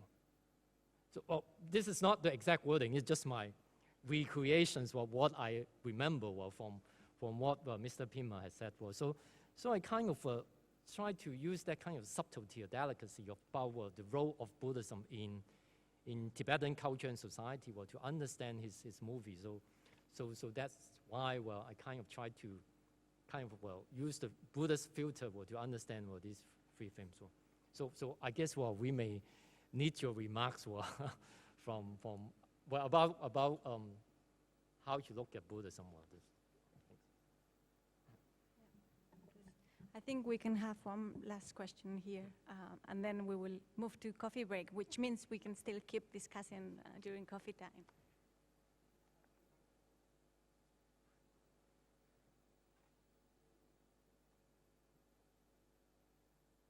Thank you very much. A wonderful presentation. So I want to be a little bit provocative and try to use translation theory against all of you. When you're reading these texts in terms of Buddhism, so fascinating, I don't suggest it's wrong, but I wonder if we should ask if you're performing your own translation exercise by trying to read the films into Buddhist texts. Your philosophical ideas of how Buddhism is thought, which in a way tell us more about each of you and your ideas of Buddhism and your feelings about Buddhism, maybe more than they do about the film. So we translate the film story into these ideas. You make these exquisitely beautiful arrangements of a kind of text, a new text, a film that's understood in this way. And I mean, it's wonderful. But I wonder if that means we're not actually watching the film in terms of it. The films are a kind of social reality, both on the screen and both what they show. On the screen, we're watching them on the screen, and they're about a social reality in which certain activities, some of them religious, some of them moral, are taking place. And I wonder if we're over-translating those into Buddhist theories, and what would happen if we resisted that temptation. Just a thought about this. I mean, of course, we don't really have many people here who have lived in Tibet, apart from Pema and Longchen and Professor Hoshi. I was there for quite a long time, but I haven't been allowed into China, let alone Tibet, for many years, so I can't really comment. But it seems to me that we're looking at films about an attempt to show the lived reality of this ethical complexity, which certainly has Buddhist elements. And that may be quite rather different in small but important ways. So I wanted to ask what that does to these Buddhist theories and whether we're trying to read them as intellectuals who have a certain view of Buddhism. I wanted to ask a similar question to Vanessa. There's really very interesting use of Deleuze and Guattari and very fascinating, but does it, I mean, what happens, and this actually applies to all of you, what happens if we just make an industrial interpretation of these films or frame them industrially and say these are art house films, which has a big implication for who are they intended to be read. Most of us don't know how these are read by the Tibetan audience. I think there are people, Françoise Robin has written about this, but she's not here. We're not really able to talk about that. So in a way, we're looking at art house films, probably. But as soon as we admit that, then the whole question of how we understand the film becomes different. Then we expect there to be the features of the minor film. And then it becomes an aspect of placing the film in its industrial, commercial context. And I wonder if that would be then become very important about how we think of the film is received among Tibetans and also among Chinese viewers in China, which kind of viewers see it and how they read it.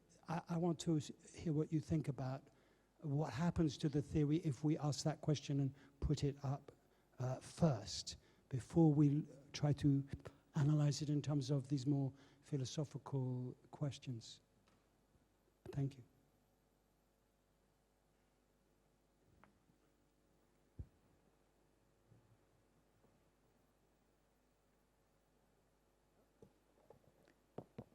Yeah, okay.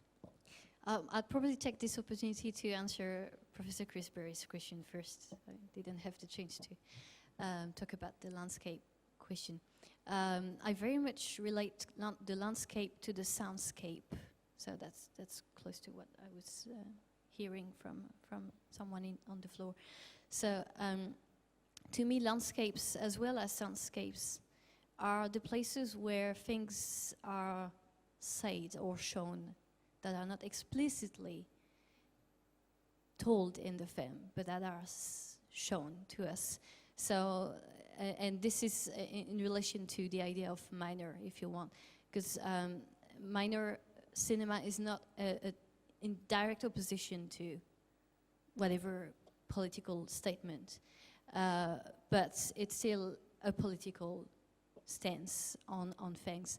And I think it's more obvious in Old Dog, for sure. The use of landscape to say things about the fences, for instance, which relates completely to the state policies about fencing the lands in Tibet. And it's also true in the Search, where you see all those villages or cities which are half built, half destroyed. We're not too sure. They're never really beautiful places. Yeah, they are grand landscapes, but not beautiful. It's never sunny. We don't have blue skies. And you always see modernizations everywhere. You see the machines that are building or maybe destroying the towns. You see that school in the Search that is also sort of half destroyed, half in construction. So you see all these things in the landscapes that are not really touched on in the plot. So yeah, I relate the soundscape to the landscape, and I believe that they are actually the main sites of opposition, if you want, or subversion in Pema Tseden's films, in the Search as well as in other films. Now, if I could ask you to ask the question again in just one sentence, I think that would help me very much. Sorry. Well, one sentence is, I really enjoyed your analysis, but I wonder if we first have to say, who is this film for? Or at least among us who are not experts on Tibet, and the Tibet audience, or even the inland China audience, if we say this is an art house film, doesn't that already explain all the kind of features you're identifying? Aren't they typical of the art house film? That's the simple version. Yeah. Well, again, I think in many ways, Pema Tseden, if you look at Pema Tseden's films in the context of Chinese industry, film industry, there are many similarities with the movement of independent cinema in China in many ways, in terms of aesthetics, in terms of storytellings, etc. I can't really watch Pema Tseden's films without thinking of this context. That seems impossible to me. It's produced within a very specific context. So I can't watch the film for themselves.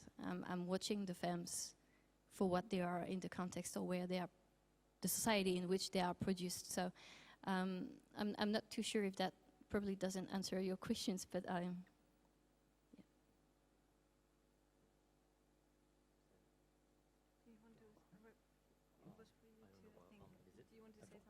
I thought it's a comment. Is a comment or a question? I think it's more like a comment, or do you want me to respond to that? Or okay. Is that Go. Yeah. Thank you very much, everyone, for this